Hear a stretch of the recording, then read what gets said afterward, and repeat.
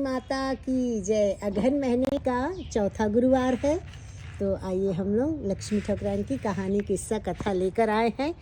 बोले लक्ष्मी माता की जय। एक गांव में एक साहूकार थी और उसकी बेटी थी। हाँ, वह रोजाना क्या करती थी, पीपल सींचने जाती थी। हाँ, और पीपल सींचती और उसमें से लक्ष्मी जी निकलती और चली जाती थी। रोज ऐसा ही करती थी वो।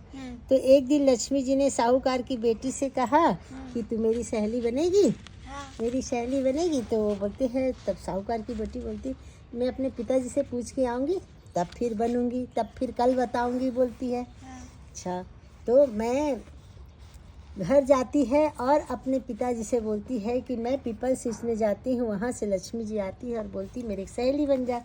तो उसके पिताजी बोलते हैं, ये तो बहुत अच्छी बात है, और क्या चाहिए तेरे को कि लक्ष्मी जी सहेली बनेगी। तो जहाँ लक्ष्मी है वहाँ तो सब गुण सर्व संपन्न, धन धान्य से परिपूर्ण, हर चीज़ वैभव, हर चीज़ रहेगा। तो बोले बन जाना। तो फिर दूसरे दिन जाती है और बोलती है कि मैं फिर जाती है ना पीपल सींचने। तो बोलती है हाँ मैं तुम्हारी सहेली बन जाऊंगी। लक्ष्मी जी आके पूछती है तो बन जाऊंगी बोलती है। तो फिर लक्ष्मी बोलती है ठीक है, ठीक है, तो फिर मेरे घर जिमने चल, बोलती है वो। तो बोलती मेरे घर जिमने चलो।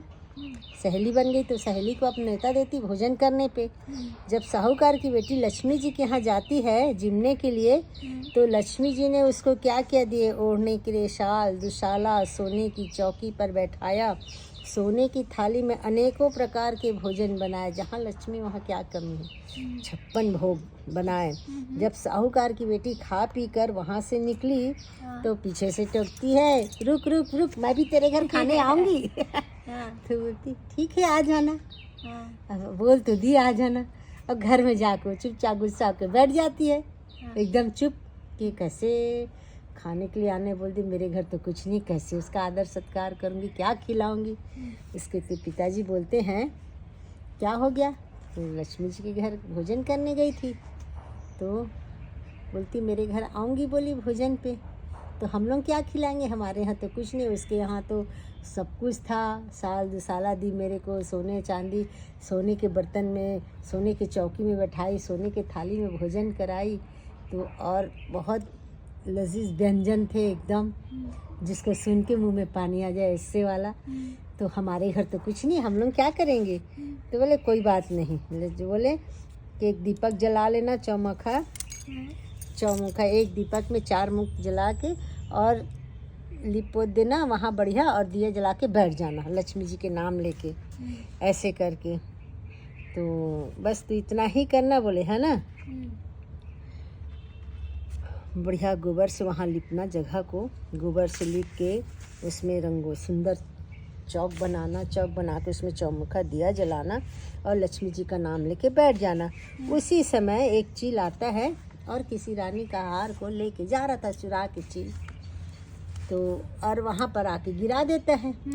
भगवान के नाम पे रहो तो अपना व्यवस्था करवा लेता है ना, और डाल देता है। फिर साहूकार की बेटी क्या करती, उस हार को बेचती है और उससे ना सोने की थाली लेती है, चौकी लेती है, साल दुसाला लेती है, और पूरा भोजन की तैयारी करके रखती है वो बढ़िया, है ना।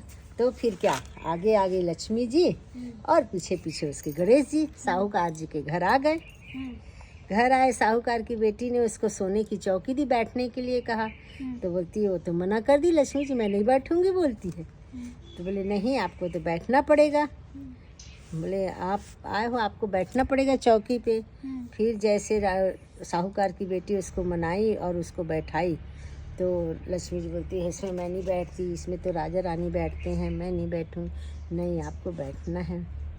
उसको बैठाई, फिर जैसे लक्ष्मी जी बैठी, फिर उसका चरण धुलाई, उसका पैर पोछी, उसके पैर में आलता लगाई, उसका श्रृंगार करी, आरती करी, पूजा करी।